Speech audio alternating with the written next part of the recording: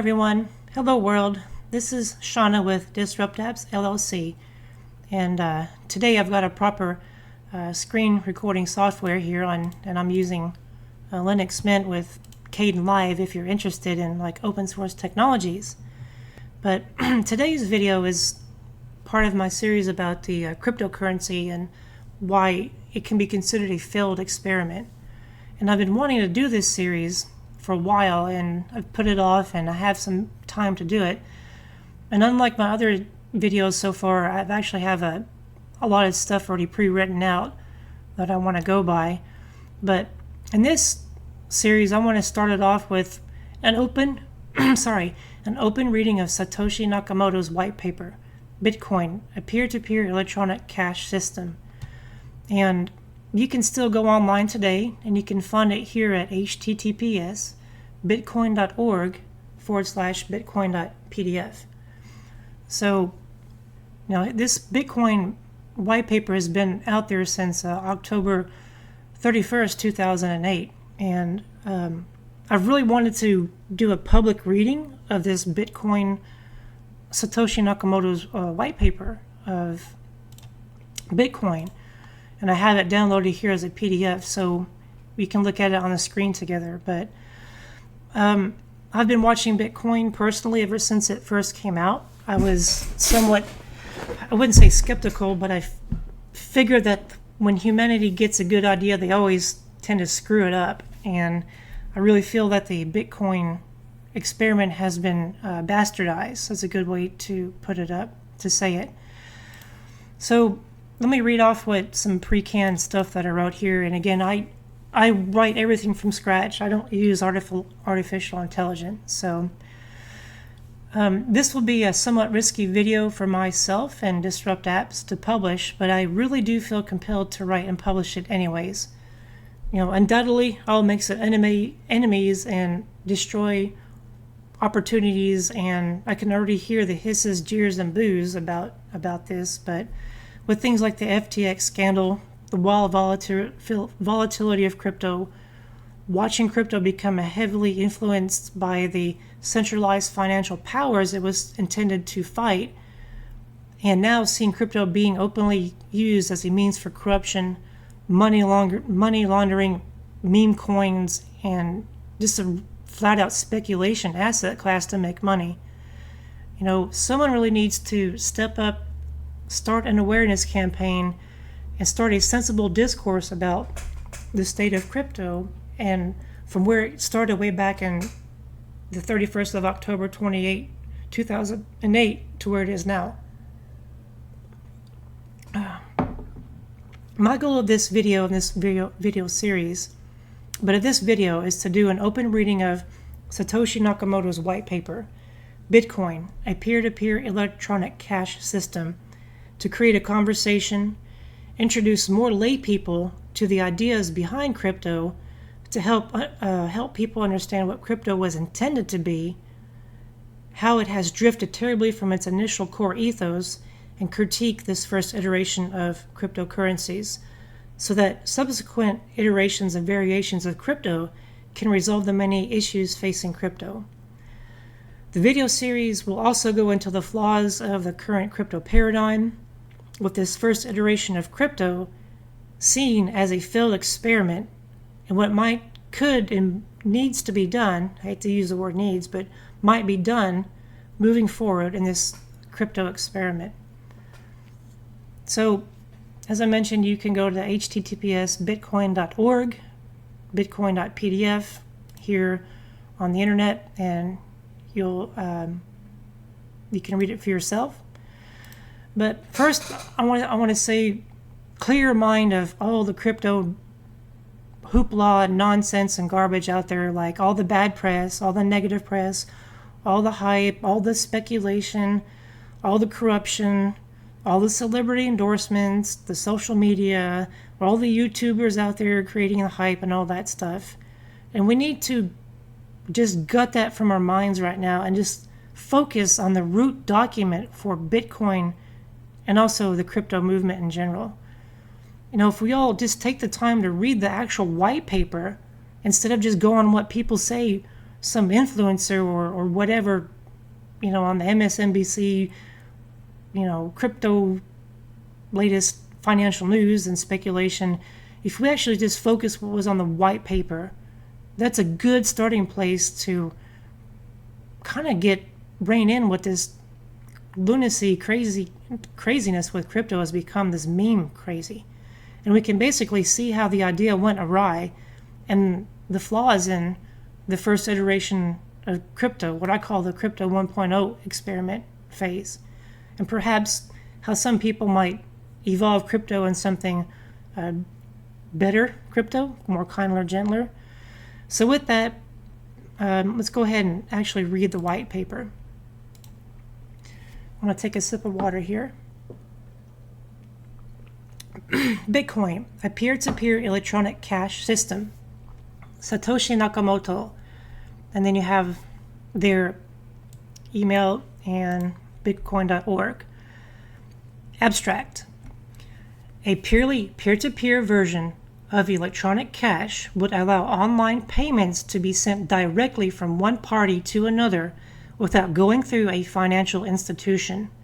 Digital signatures provide part of the solution, but the main benefits are lost if a trusted third party is still required to prevent double spending. We propose a solution to the double spending problem using a peer-to-peer network. The network timestamps transactions by hashing them into an ongoing chain of hash-based proof of work, forming a record that cannot be changed without redoing the proof of work. The longest chain not only serves as proof of the sequence of events witnessed, but proof that it came from the largest pool of CPU power. As long as the majority of CPU power is controlled by the nodes that are not cooperating to attack the network, they'll generate the longest chain and outpace attackers. The network itself requires minimal structure. Messages are broadcast on a best effort basis, and nodes can leave and rejoin the network at will, accepting the longest proof of work chain as proof of what happens while they were gone. Introduction. Commerce on the internet has come to rely almost exclusively on financial institutions serving as trusted third parties to process electronic payments. While the system works well enough for most transactions, it still suffers from the inherent weakness of the trust-based model. Completely non-reversible transactions are not really possible, since financial institutions cannot avoid mediating disputes. The cost of mediation increases transaction costs, limiting the minimum practical transaction size and cutting off the possibility for small, casual transactions, and there is a broader cost in the loss of ability to make non-reversible payments for non-reversible services. With the possibility of reversal, the need for trust spreads. Merchants must be wary of their customers, hassling them for more information than they would otherwise need. A certain percentage of fraud is expected as unavoidable.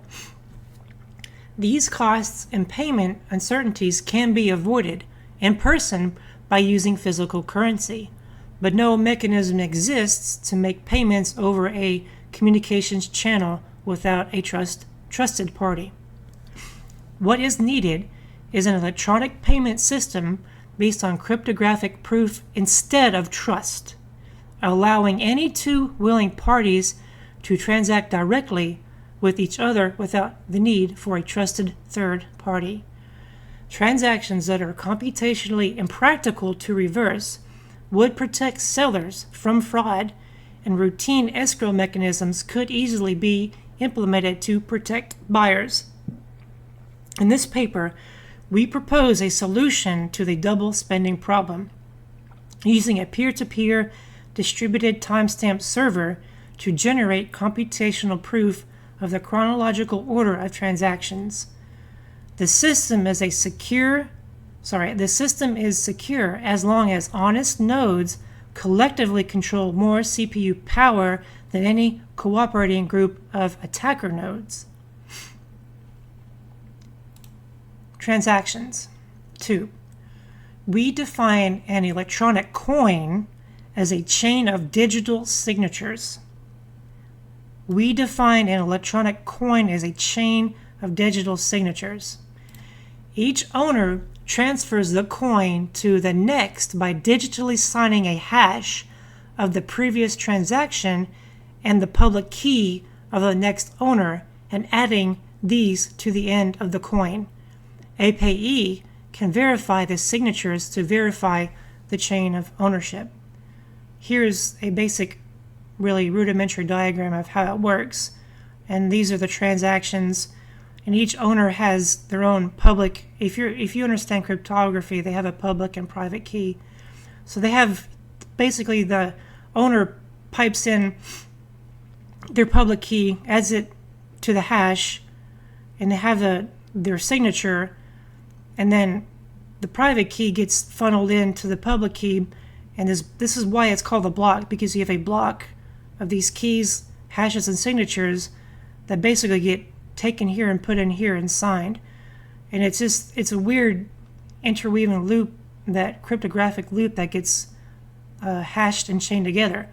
Hence the name blockchain, because each one of these is a block, and all these hashes and cryptographic hashes are chained, so blockchain.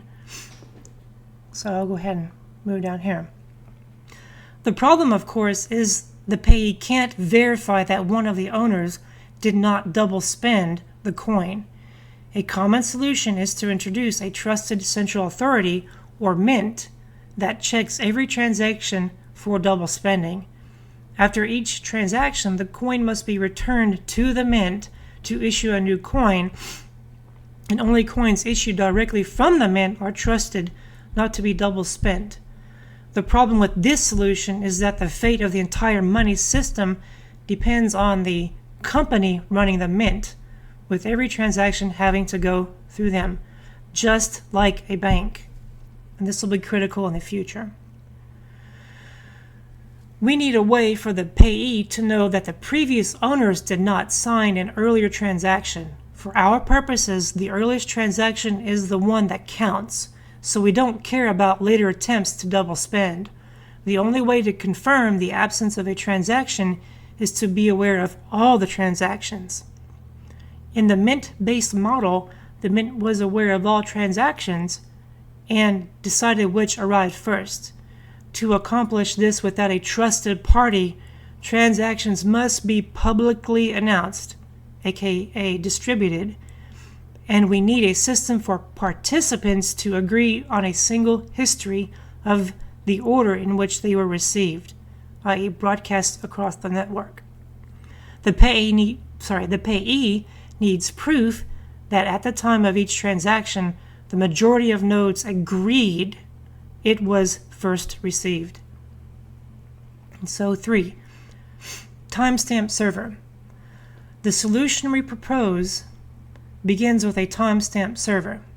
A timestamp server works by taking a hash of block items to be timestamped and widely publishing the hash, such as in a newspaper or Usenet post. The timestamp proves that the data must have existed at the time, obviously, in order to get the hash. Each timestamp includes the previous timestamp in the hash, forming a chain with each additional timestamp and reinforcing the ones before it. Again, I'll do a quick look at this blockchain simple diagram, and then which ties into this.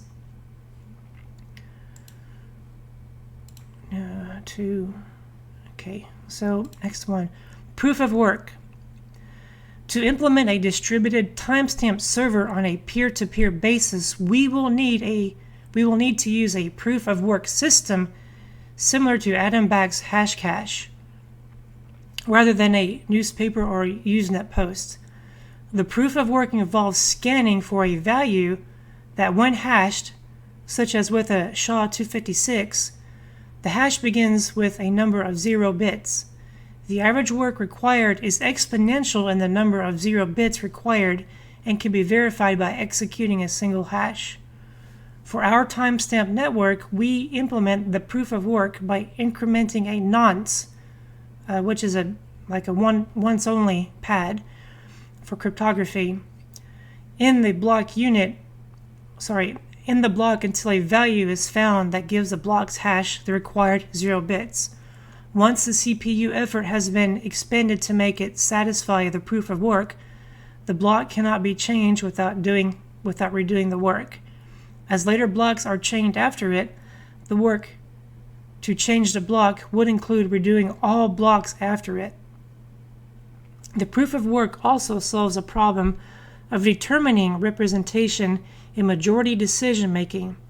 If the majority were based on one IP address, one vote, it could be subverted by anyone able to allocate many IPs. Well, allocating more CPUs or GPUs, perhaps? But I digress.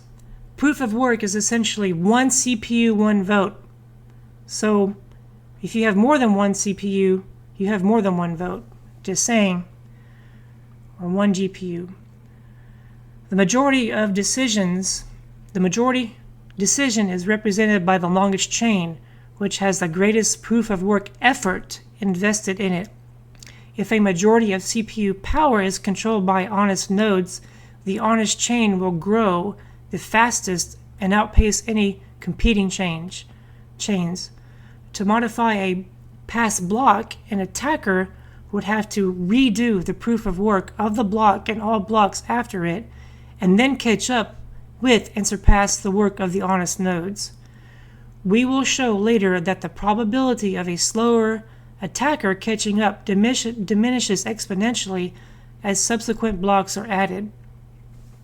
To compensate for increasing hardware speed and varying interest in running nodes over time, the proof of work difficulty is determined by a moving average targeting an average number of blocks per hour. If they're generating too fast, the difficulty increases, and in there, as a side tangent, makes requirements for more and faster processors and more GPUs, more CPUs being put out into the wild in this world of fake sustainability. Anyways, I'm getting sarcastic. 5. Network. The steps to run the network are as follows. New transactions are broadcast to all nodes in the network. Each node collects new transactions into a block. Each node works on finding a difficult proof of work for its block. When a node finds a proof of work, it broadcasts the block to all nodes. Nodes accept the block only if all transactions in it are valid and not already spent. Nodes express their acceptance of the block by working on creating the next block in the chain using the hash of the accepted block as the previous hash. Nodes always consider the longest chain to be the correct one and will keep working on extending it. If two nodes broadcast different versions of the next block simultaneously, some nodes may receive one or the other first. In that case, they will work on the first one they received, but save the other branch in case it becomes longer. The tie will be broken when the next proof of work is found, and when one branch becomes longer, the nodes that were working on the other branch will then switch to the longer node. New transactions. Did I skip one? 4, 5, sorry. New transaction broadcasts do not necessarily need to reach all nodes. As long as they reach many nodes, they will get into a block before long. Block broadcasts are also tolerant of dropped messages. If a node does not receive a block, it will request it when it receives the next block and realize it missed one. Basically, if a node goes off the network and it comes back on and it missed the block, the distributed ledger will catch up. 6. Incentive. By convention, the first transaction in the block is a special transaction that starts a new coin owned by the creator of the block. This adds an incentive for nodes to support the network and provides a way to initially distribute coins into circulation, since there is no central authority to issue them. The steady addition of a constant amount of new coins is analogous to gold miners expending resources to add gold to circulation. In our case, it is CPU time. Note that. I want you to note that CPU time. Nakamoto doesn't specify GPUs or other hardware. In our case, it is CPU time and electricity that is expended. And that's what I consider a flaw in this crypto experiment. Sorry for that interjection. I kind of get passionate about that. The incentive can also be funded with transaction fees.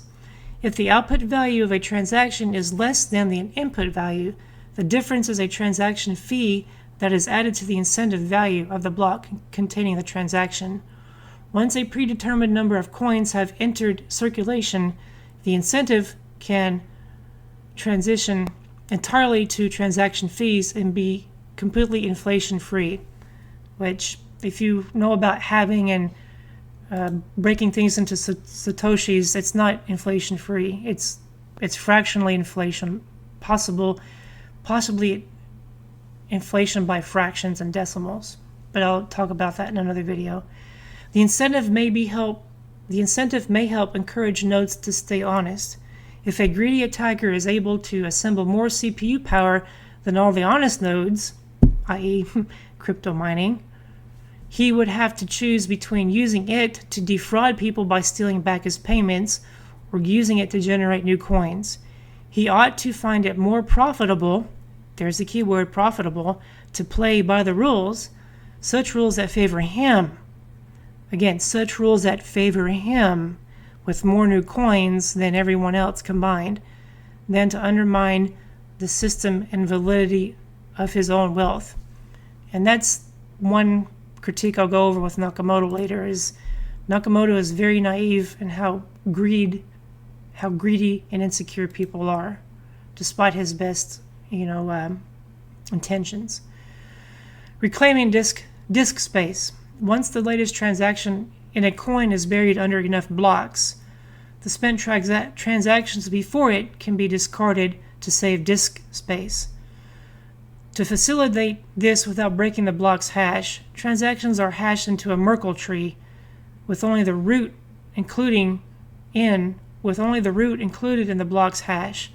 Old blocks can then be compacted by stubbing off branches of the tree. The interior hashes do not need to be stored. And so it's likened it to you have this legacy block that's been around for a while, and then basically to save hard drive space, basically you can trim off these hash history, because allegedly this is good enough to, having this recent hash is good enough to validate that it hasn't been double spent. A block header with no transactions would be about 80 bytes. If we suppose blocks are generated every 10 minutes, 80 bytes, by 6, by 24, by 365, 4.2 megabytes per year, with computer systems typically selling with 2 gigs of RAM as of 2008, and Moore's law predicting current growth of 1.2 gigabytes per year, storage should not be a problem, even if the block headers must be kept in memory.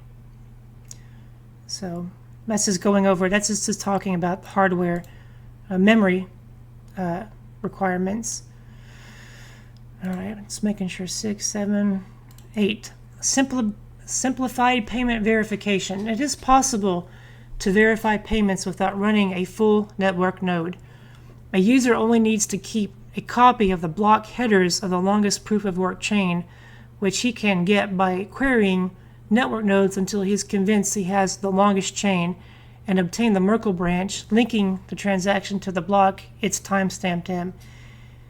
He can't check the transaction for himself, but by linking it to a place in the chain, he can see that a network node has accepted it, and blocks added after it further confirm the network has accepted it.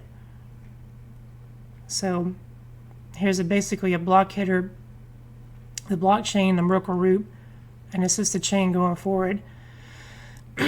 As such, the verification is reliable as long as the honest nodes control the network. but is more vulnerable if the network is overpowered by an attacker.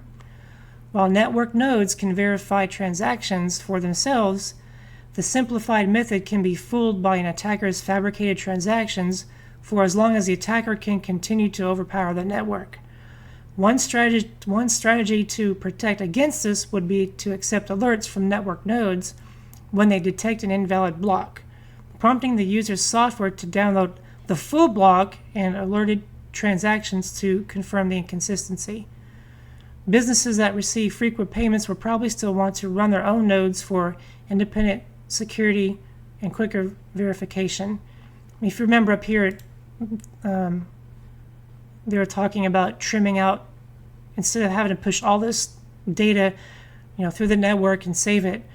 Basically, only fewer computers would have the entire hash that would find it on the network through the distributed ledger system and call it to ensure that the full concatenated hash is valid. That's basically kind of what it's saying here.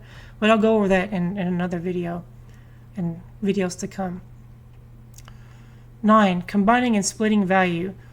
Although it would be possible to handle coins individually, it would be unwieldy to make a separate transaction for every cent in a transfer. To allow value to be split and combined, transactions contain multiple inputs and outputs. Normally, there will be a single input from a larger previous transaction or multiple inputs combining smaller amounts, and at most 2 outputs for the payment and one returning the change, if any, back to the sender. It should be noted that a fan-out, where transactions depends on several transactions, and those transactions depend on many more, is not the problem here. There is never the need to extract a complete standalone copy of a transaction's history. Privacy. The traditional banking model achieves a level of privacy by limiting access to information to the parties involved and the trusted third party. The necessity to announce all transactions publicly precludes this method, but privacy can still be maintained by breaking the flow of information in another place, by keeping public keys anonymous. The public can see that someone is sending an amount to someone else, but without information linking the transaction to anyone. This is similar to the level of information released by public stock exchanges, where the time and size of an individual's trades, i.e. the tape, is made public, but without telling who the parties were.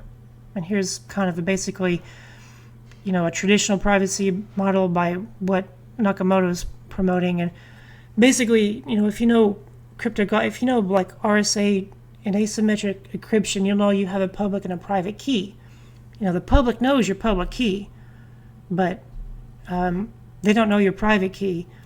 And the hope with this is, this is not like Monero where it's totally supposedly anonymous, but just by only knowing your public key, that helps to shroud your true identity. As an additional firewall, a new key pair should be used for each transaction to keep them from being linked to a common owner, which is good. Something linking is still unavoidable with multi-input transactions, which necessarily reveal that their inputs were owned by the same owner. The risk is if that owner of a key is revealed, linking, i.e. linking all the hashes and the keys, could reveal other transactions that belong to that same owner. So this is a calculation section, and I'm just going to read this, but I don't want to go over the math. We consider this scenario of an attacker trying to generate an alternative chain faster than the honest chain. Even if this is accomplished, it does not throw the system open to arbitrary changes, such as creating value out of thin air or taking money that never belonged to the attacker. Nodes are not going to accept an invalid transaction as payment, and honest nodes will never accept a block containing them. An attacker can only try to change one of his own transactions to take back money he already spent. The race between the honest chain and attacker chain can be characterized as a binomial random walk. This is getting into like cryptographic math. The success event is honest chain being extended by one block, increasing its lead by +1, da da da da. So this is getting into some heavy stuff here. And this looks like a C++, most likely a C library for math. And then this is basically some mathematics that I don't want to go in the scope here because I really got to study it a bit more in depth. So with that, 12, conclusion. We have proposed a system for electronic transactions relying on trust. We started with the usual framework of coins made from digital signatures, which provides strong control of ownership, but it is incomplete without a way to prevent double spending. To solve this, we propose a peer-to-peer network using proof of work to record a public history of transactions that quickly becomes computationally impractical for an attacker to change if honest nodes control a majority of CPU power. The network is robust in its unstructured simplicity. Nodes work all at once with little coordination. They do not need to be identified since messages are not routed in any particular place and only need to be delivered on a best effort basis. Nodes can leave and rejoin the network at will, accepting the proof of work chain as a proof of what happened while they were gone. They vote with their CPU power, expressing their acceptance of valid blocks by working on extending them and rejecting invalid blocks by refusing to work on them. Any needed rules and incentives can be enforced with this consensus mechanism. And then references. Now, I want to really focus in on this basic conclusion and overview. And this was a basic read through, but I want to give a little bit of a preloading or for going over what I feel a lot of people do feel are just some inadequacies, some things that were missed with Nakamoto and his idea and his we've seen how this crypto stuff has played out over the past 15, 16, how many years it's been. I can't think right now, 17 years. This whole crypto experiment, has shown that, like everything else, it started with a good intention, but it got twisted. And to briefly really go over what I'll be talking about in subsequent videos is that when you look at this, nowhere in this peer-to-peer electronic system, purely peer-to-peer version, we're not talking about, this crypto started out of frustration it was just understood that people were frustrated with big banks and financial institutions causing inflation and the greed and corruption. But looking at the white paper here, this whole thing was built on double spending. I mean, crypto was not meant to become an asset class. And that's the huge sticking point that I personally have with the crypto movement, is that,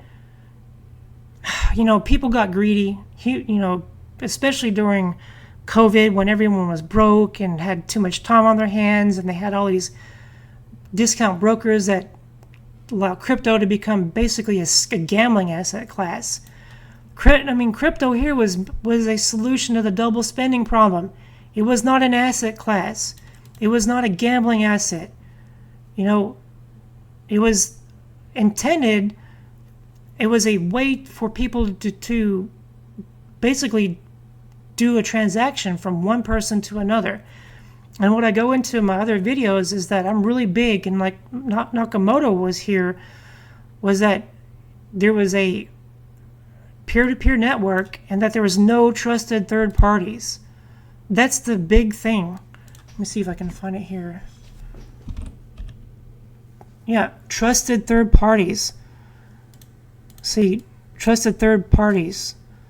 And I'm going to harp on this again because, again, the whole idea was to get away from banks, escrow, anything that can be considered as a party that handles transactions, even credit card agencies, these buy now, pay later things. those things can be trusted third parties. And especially now, these ETFs, they can be considered a proxy third party, because you're turning this thing into a speculative asset class, and that's a third party action by proxy. And this whole crypto czar and this whole crypto exchange thing that Donald Trump wanted us to do, the whole crypto reserve. I mean, the whole point was to get away from the Federal Reserve and the centralized finance, and here we are having the government, and Trump of all people, who's doing corrupt things with crypto, shady things with crypto, wanting, the government. I see it as the whole crypto thing has come full circle, because this thing started off, I think this thing started off with good intent, but crypto exchange developers got in there and got greedy. They figured out they can make money with it. Governments tried to stop it initially, but then they realized they couldn't put the genie back in the bottle because it was out. Because it was, people started getting into crypto and crypto mining, which, again, I'll go in another video with its problems and how much of a mess that became. But the whole thing is that the cryptocurrency has a lot of problems. And yeah, I'm going to catch a lot of hate for this, but I know all these tech bros and people and tech sisters are running their machines and making money off crypto, and then you've got people launching their crypto coins, scamming people. This was never the intent. This was never the intent of cryptocurrencies. And it's because people never came here. People never were made aware of the white paper. They just saw what Matt Damon and Snoop Dogg and all these, Kim Kardashian and all these people are saying, oh, cryptocurrency this and cryptocurrency that, and do this, and they're seeing people making money. And now with, politicians scamming their own people with Trump coins and Melania coins and the coin of the minute or coin of the week, it's all because people were kept naive. People were just taken advantage of by crypto exchange developers like Sam Bankman-Fried. People were just got caught up in the hype. YouTubers. It's just so frustrating that, because people were just kept. I know I'm kind of on a rant here and I'm passionate about it, but people just didn't take the time to understand what this was about, and they got scammed. A lot of people lost money. 401ks wiped out. People scammed by politicians and the coin of the month. And now, like I said, the whole point of this, the whole ethos of this, the whole passion of this thing was to get away from centralized finance, i.e. banks, the Federal Reserve, escrow, all that. We have come full circle because governments and banks are now getting in on the action, and they're using it as a means of making money with crypto companies, crypto mining companies, who are now beholden to making money for their shareholders in ETFs and asset classes that are just speculation. Hello, this is Shauna during the editing of this video, and especially during the ranting part. The whole thing with crypto coming around and being used by the government, recently there's been this whole stuff about the Sam Altman's orb and iris scanning world coin, and it's just getting absurd that they want to biometrically assign, you to a cryptographic cryptocurrency blockchain dystopia.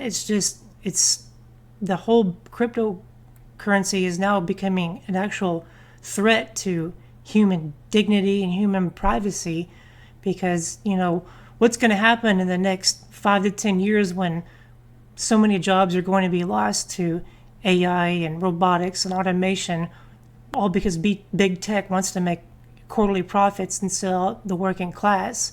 And then you have unrest in the public, and you need to quell the people to keep them happy as they lose their jobs and livelihoods. There's been this clamor every now and then about universal basic income, UBI.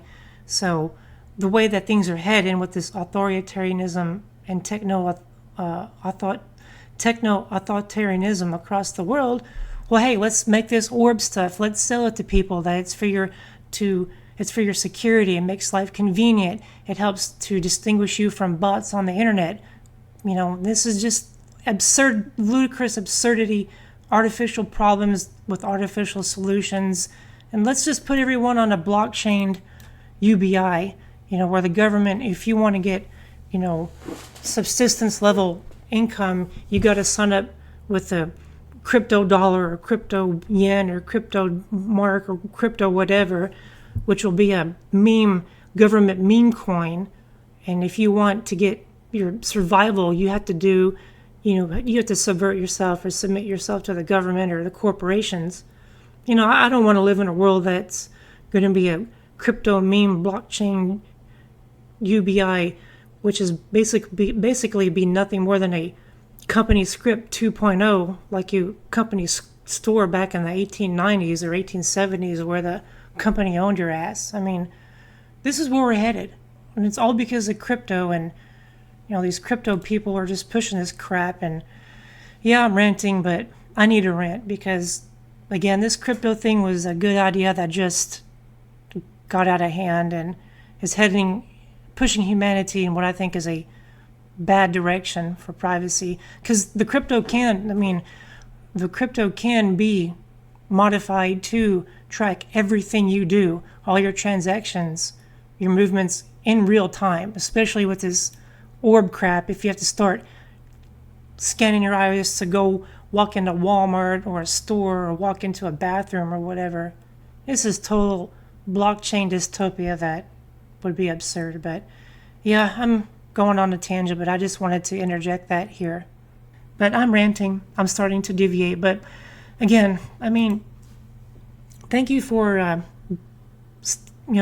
if you're here at the end, thanks for reading this along with me, because I really wanted to put this out there as a, public education and public service announcement. And I'll be doing subsequent follow-up videos about the flaws that I've seen and heard about crypto and how I feel it's been bastardized, and what, if you're into crypto, what could be done to make a different type of crypto system.